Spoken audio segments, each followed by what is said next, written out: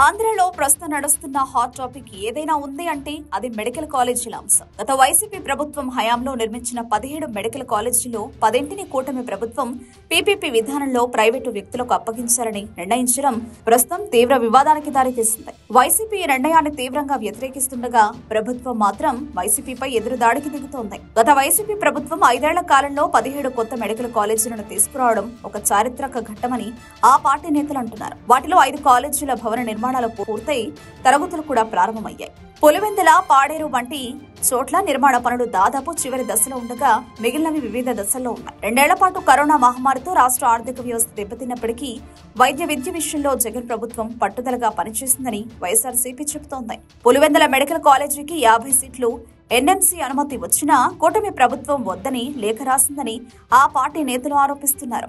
అయితే కూటమి ప్రభుత్వం ఈ ఆరోపణలను ఖండిస్తోంది. అనంతపురం సభలో సీఎం చంద్రబాబు ఈ మెడికల్ కాలేజీల గురించి చేసిన వ్యాఖ్యలు ఆయన అబాసుపాలు చేశాయని వైసీపీ విమర్శించింది. దీనికి బదులుగా హోంమంత్రి Vangalapudi Anitha power point presentation ఇచ్చి వైసీపీ హయాంలో కేవలం శిలాఫలకాలు, బోర్డులు మాత్రమే పెట్టారని, పూర్తి స్థాయిలో నిర్మాణాలు చేపట్టలేదని ఆరోపించారు. 17 మెడికల్ కాలేజీలను సకాలంలో పూర్తి చేయకుండా పేద విద్యార్థులకు వైద్య విద్యను దూరం చేశారు అని ఆమె మండిపడ్డారు. దీంతో పాటు అసంపూర్ణంగా ఉన్న మెడికల్ కాలేజీలను చూడటానికి రావాలని అనిత సవాల్ విసరడంపై సెటర్లు వెల్లువెత్తుతున్నాయి. కరోనా వంటి విపత్కర పరిస్థితుల్లో 7 కాలేజీలను పూర్తి చేయడమే గొప్ప విషయం.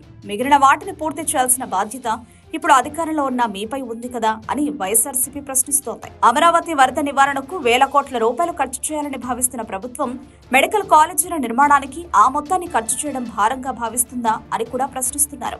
మొత్తానికి మెడికల్ కాలేజీలపై జరుగుతున్న ఈ రాజకీయ యుద్ధం ప్రజల్లో గందరగోళం సృష్టిస్తోంది. ప్రభుత్వ పెద్దలు చేస్తున్న హడావిడి, దబాయింపు వారి మెప్పు పొందవచ్చు, కానీ వాస్తవాలు తెలిసిన ప్రజల దృష్టిలో మాత్రం విలన్లుగా మిగులుతారని విశ్లేషకులు చెబుతున్నారు. మెడికల్ కాలేజీల వాస్తవాలపై ప్రజలకు బాగా తెలుసు. ఈ అంశంపై కూటమి నేతలు నోరు విప్పడం అంటే చేజేతులా నష్టాన్ని కొని తెచ్చుకోవడమేనన్న అభిప్రాయం వ్యక్తమవుతోంది.